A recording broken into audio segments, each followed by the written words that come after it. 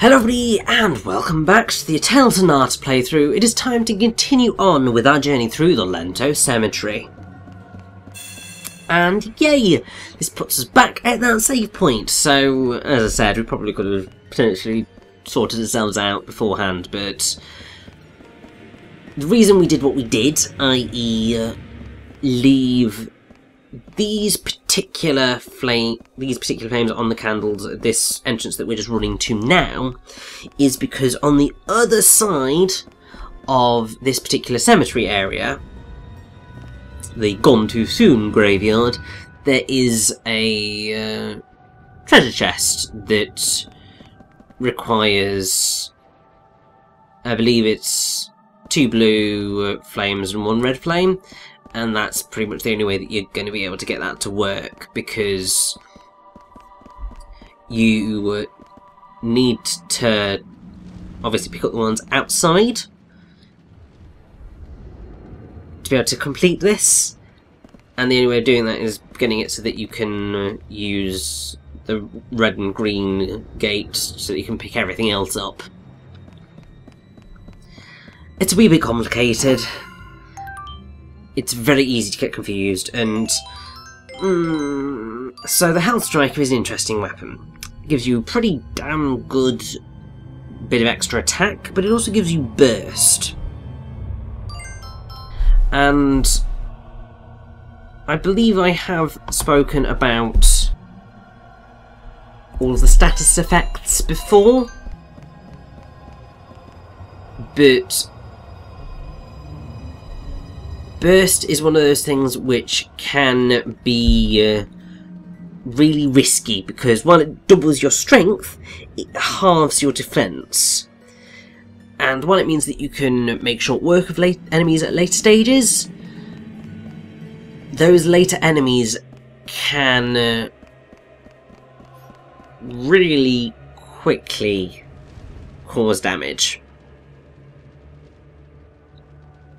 So you've got to be so careful. So Allegretto has the Hell Striker, which is one of the weapons that does this. Jazz has 2 weapons, one called the Pyroblade and one called the Scoffnung.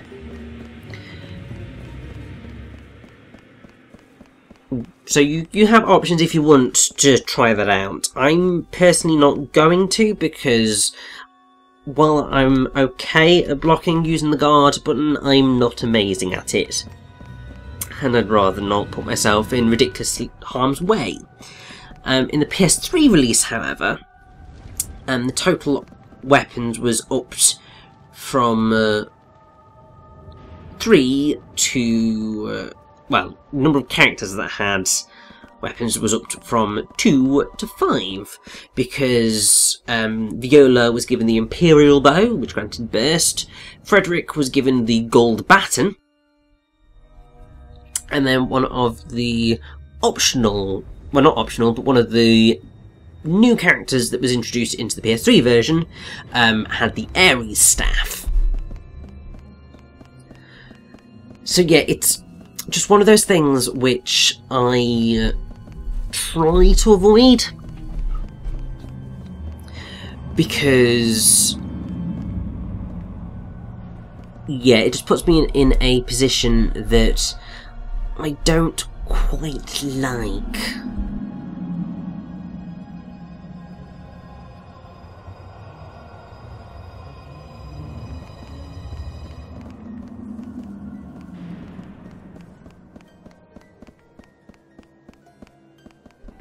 And this is the point where I got very, very, very, very confused with this dungeon.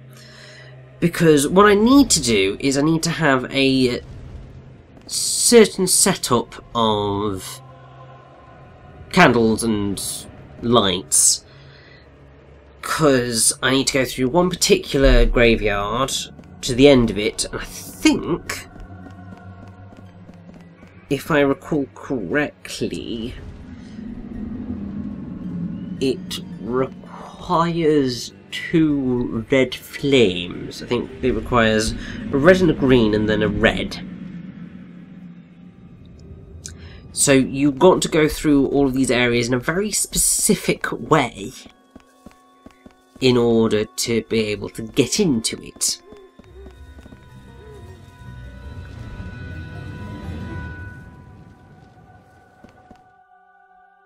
And I think we're about to see said gate, because I believe it's in this particular graveyard. And there it is, yes. So you see, need a red to get through, and obviously I've given away my only red. So it's a lot of going backwards and forwards, figuring out which candles you need for what. Unless you've explored all of the areas, you're not going to know, which can be frustrating. But ultimately everything will be okay, because I believe all we need to do is head through this gate, pick up the 2 at the other end, come back through this gate, pick these 2 up, and then we can pretty much finish everything off. But it's a lot of faff. It's a lot of faff. Faff. You can also see at this point that I was pretty much going, nope, not taking on fights as where I can. I don't need them, nor do I really want them, because this is such a slightly frustrating dungeon when you're trying to figure out all the puzzles and you're just like, I don't want to be here for any longer than necessary, because while as I said, it's got a fun gimmick, it's a gimmick that you can tire of quite quickly once you get confused and you're just like, I don't know where I'm going, what I'm doing, and you guys aren't helping, you weakling enemies, because you're not really causing me any grief whatsoever. While I don't want you to cause me grief, if you're going to challenge me, at least give me oodles of experience points and provide me with a fun fight. Okay, thanks, bye.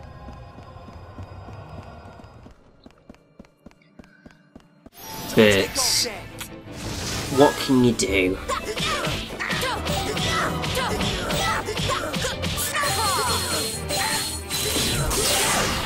Are you catching on yet? Take that! Take that!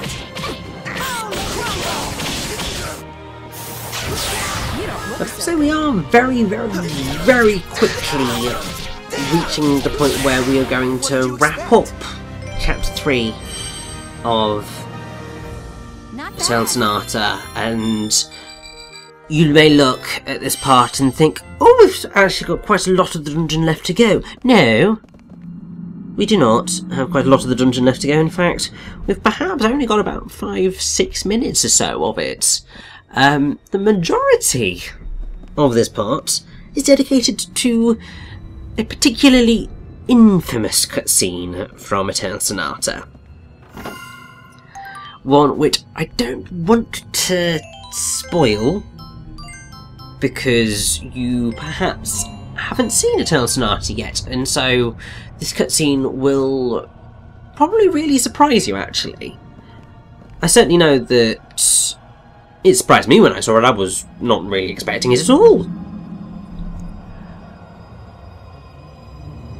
But the thing that is particularly hilarious about it is just how long it goes on. Anybody who's played Eternal Sonata will probably always say that if there's one cutscene that they thought lasted for a very, very, very, very, very long time, it's the one that's going to come up after we have defeated the boss of the Lento Cemetery. I'm inclined to agree very strongly, because it features all sorts of things you wouldn't necessarily expect, i.e. flashbacks to events that occur about a minute before. It's like it's in very recent memory. It's not even flashbacks to cutscenes that occurred like half an hour to an hour ago. This is like in the same cutscene there are flashbacks to events that occur. It boggles the mind. And so obviously I will stay completely silent throughout, because it's the type of thing that needs to be fully enjoyed to be believed. But either way, here we go, we're at Simile Spring. Which I find slightly odd because simile is not really a musical word. Because a simile is a figure of speech that directly compares two things, i.e. X is like Y, or it's as bright as X, or what have you. Let's go! Show me what you've got!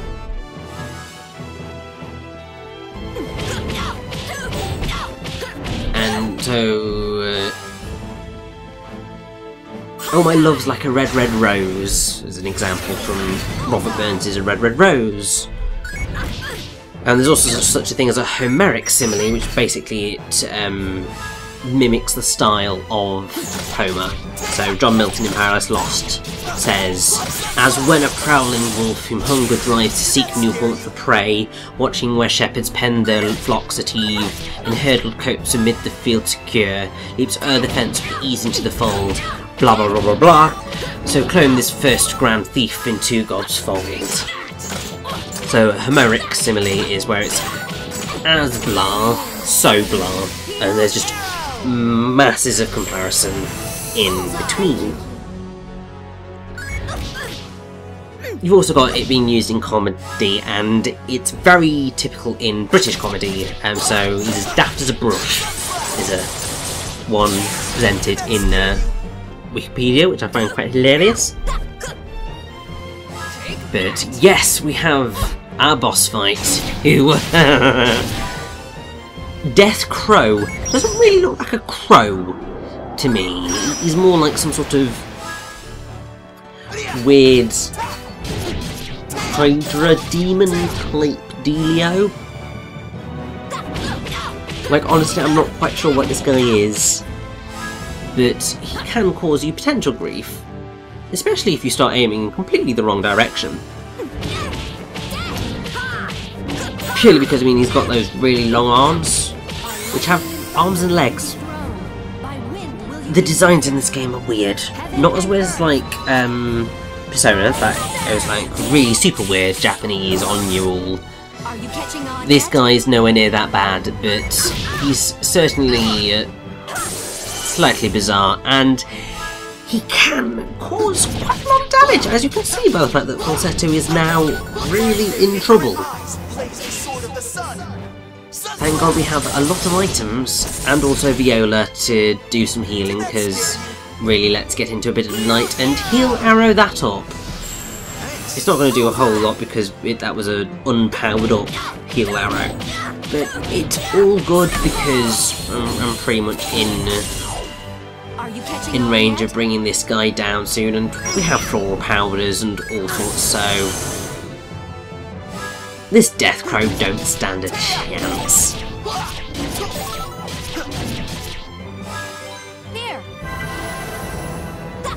You see, absolutely no chance whatsoever, and you know, since we're here and Viola's probably going to get up to the thing, let's use a Bone Crumble.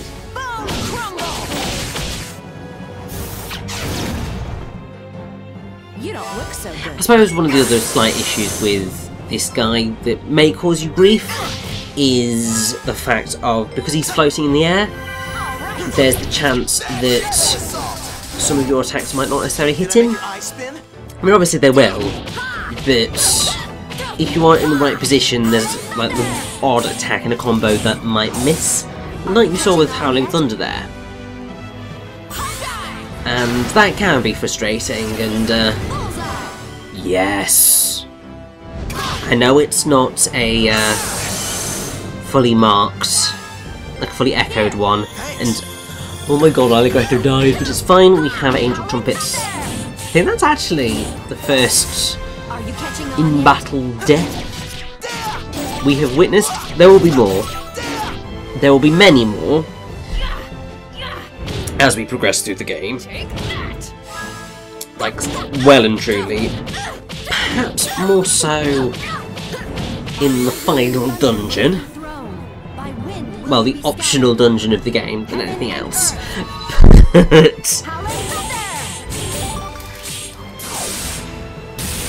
Still, That was perfect. he's dead. The Death Crow is dead. And that is fine by me.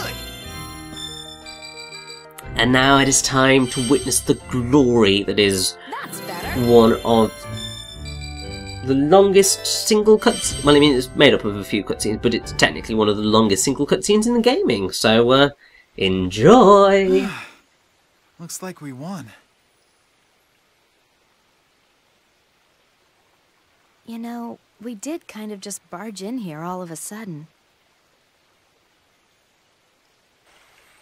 Now that I think about it, it may just have been protecting the graveyard against intruders.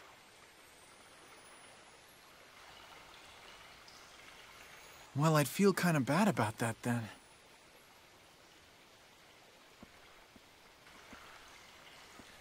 Don't worry. I'm sure it's all right. Now, let's get the simile water and start heading back.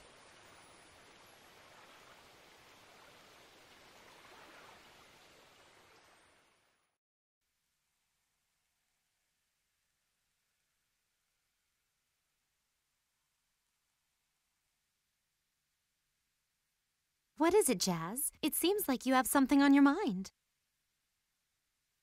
Claves, Huh?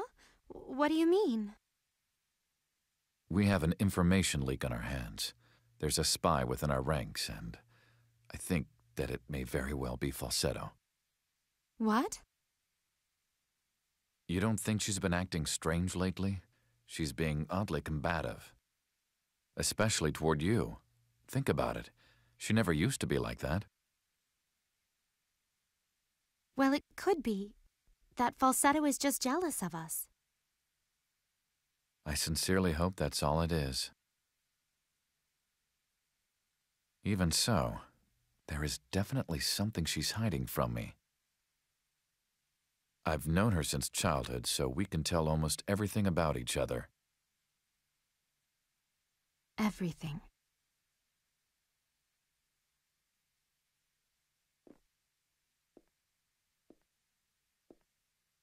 Hold on. If there's a spy among us, wouldn't the guards have been watching the dungeon? Remember, our plan was to infiltrate the dungeon directly through the secret passage. Yes, that is true. It must have been a coincidence. I can't believe Falsetto is a spy. Yes, you're right. Thanks, Claves. That's a relief. I was just about to lose my faith in Falsetto.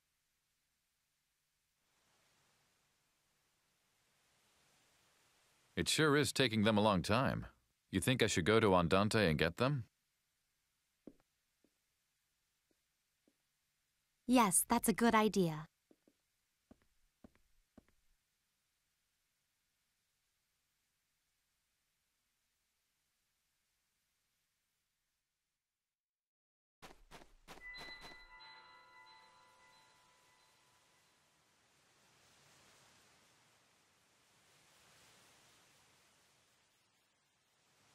Guess it's nothing.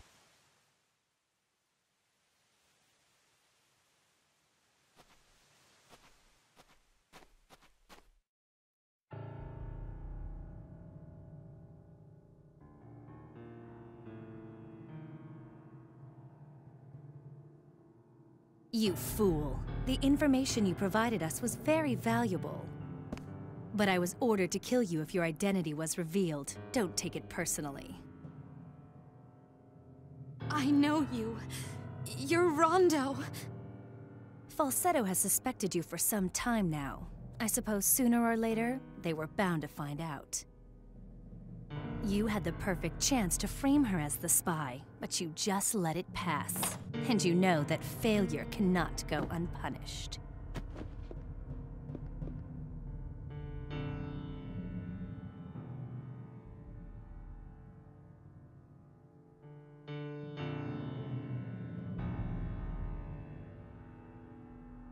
I already knew that Falsetto suspected it was me.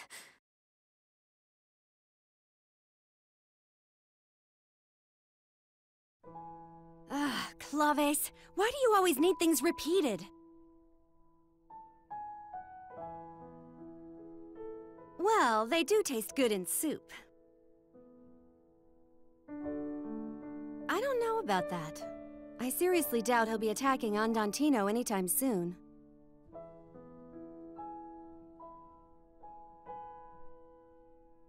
It's boring when things always go according to plan.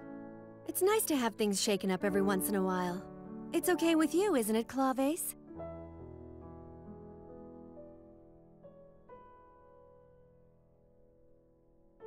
A lifetime to build, but it only takes a moment to destroy.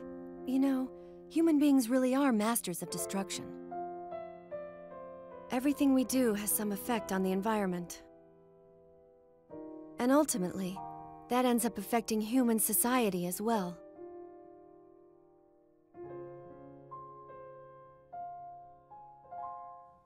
Waltz really made a mistake when he chose me for this mission.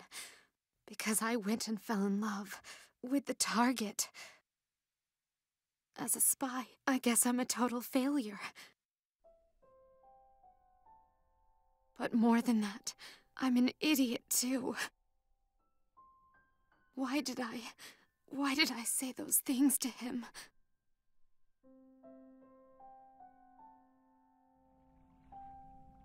Well, it could be that Falsetto is just jealous of us. I sincerely hope that's all it is.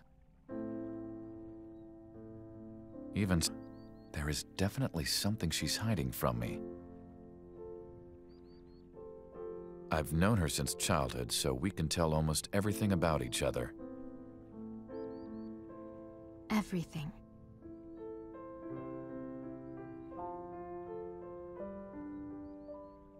When he was saying that he and Falsetto knew everything about each other, I felt so... The truth is, I guess I'm the one who was jealous of them. As a woman, I just didn't want to lose to Falsetto. I wanted to fight for him fairly and have him choose me. Oh, what am I saying? A fair fight is the last thing that would suit someone as deceitful as me. And yet, after all that I've done...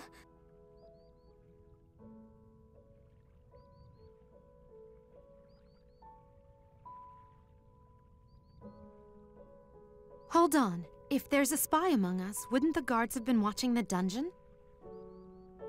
Remember, our plan was to infiltrate the dungeon directly through the secret passage. I even surprised myself when I said it. I can't believe I didn't take advantage of my chance to frame Falsetto. Maybe Rondo was right. If I had just made her out to be the spy, my job and my love life would have been easy. But it's strange. I don't regret it at all. Actually, for the first time in my life, I feel like I could start everything brand new.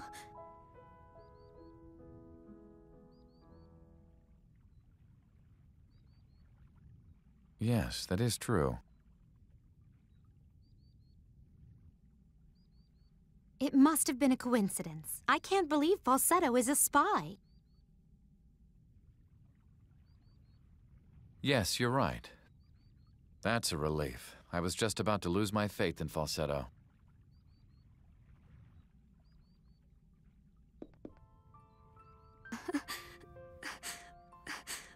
Well, ultimately, I guess I lose both in work and in love.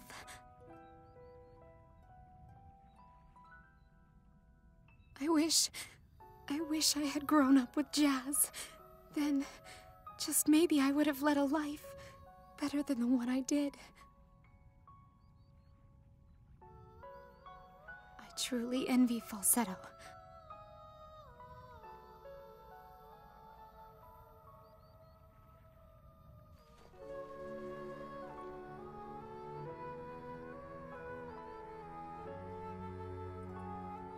This will be my final gift to both of them.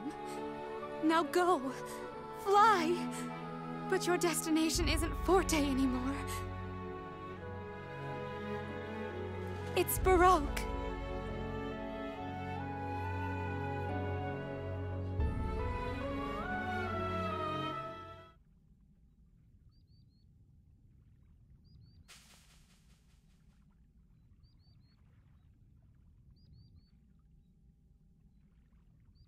It's done. I had to do at least one good deed in the end, or else the Valkyries would never come for me.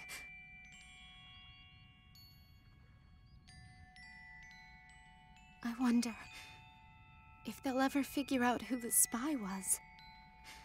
That it was me.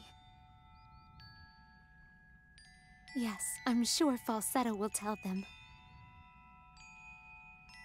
Were my feelings real? Or was it all just some kind of illusion?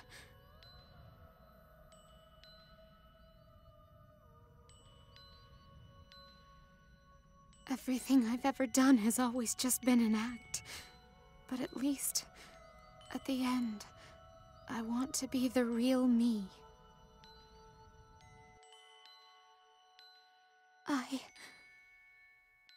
I truly loved you.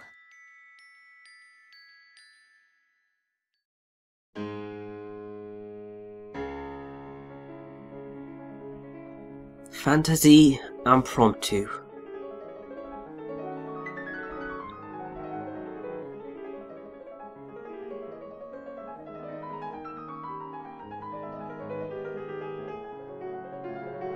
This is a beautifully flowing melody in C-sharp minor composed around 1835.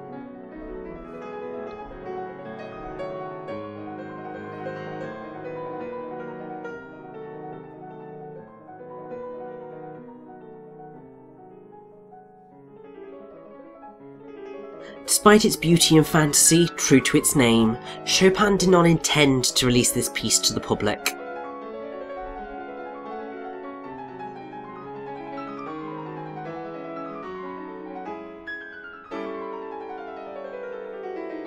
In fact, it's possible that he asked his friend Julian Fontana to burn the score after his death.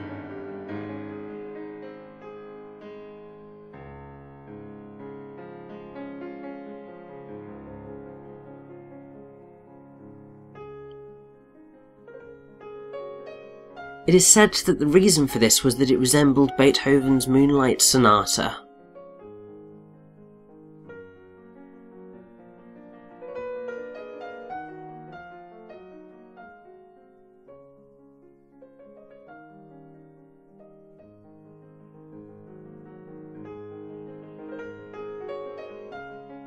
Chopin might have been aware of that fact and refrained from publishing the piece to avoid such criticism.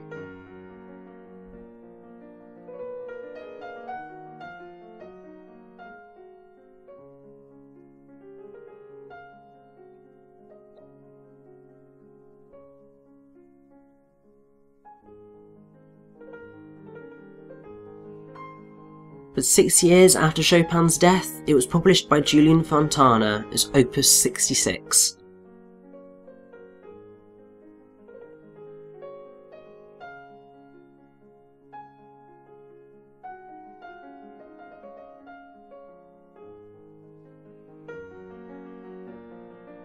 This must have been very difficult for Fontana.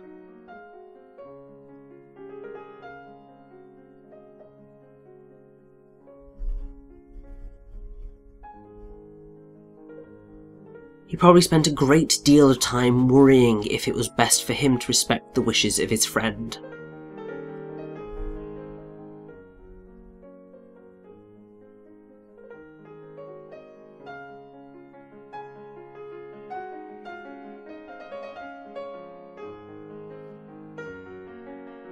Or if it was right for him to keep this masterpiece from the rest of the world.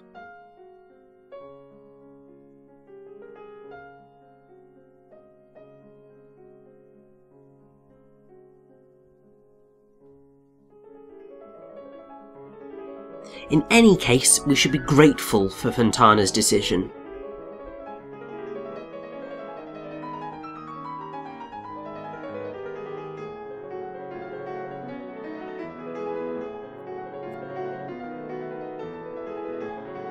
If he had not published that score,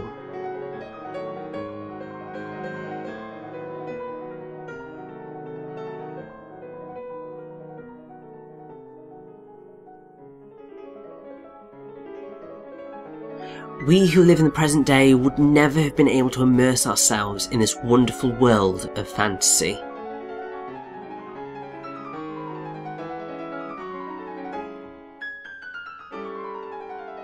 There might have been other compositions that were threatened with destruction just like this one.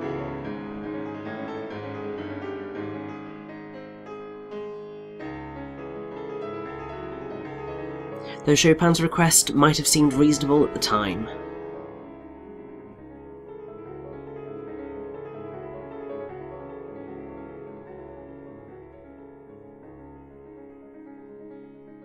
We should consider ourselves fortunate that pieces like Fantaisie-Impromptu were spared.